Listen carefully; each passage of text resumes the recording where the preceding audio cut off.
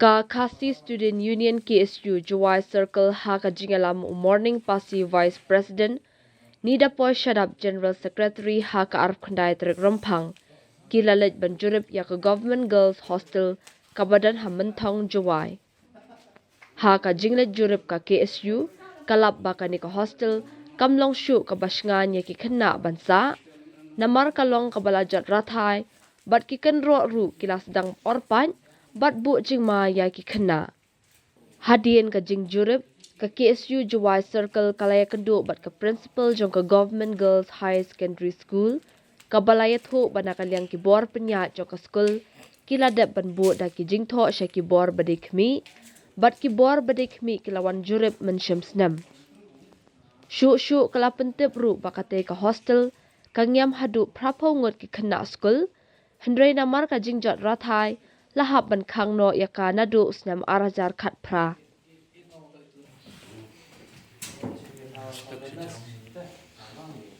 Thomas ki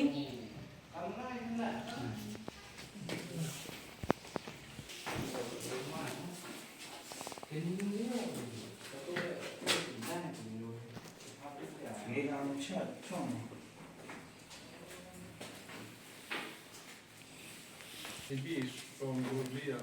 Em guli pa itaw sa namla ho ang hamla ni itong may kislam ng talera iti at may ato. Salo dito na. Salo para ha siya do. Dili ako ni.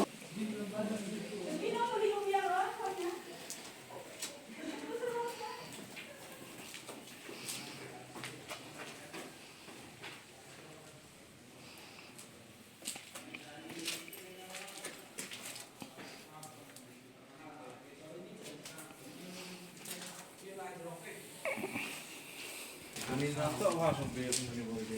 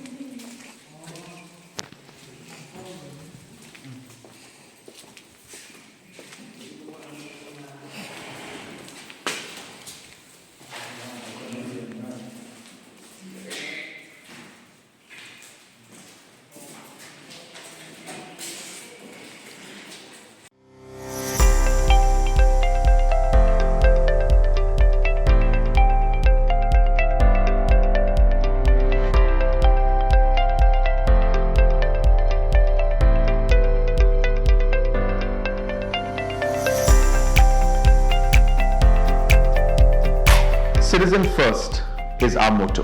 We believe that our citizens need to be connected with government for faster and efficient service delivery.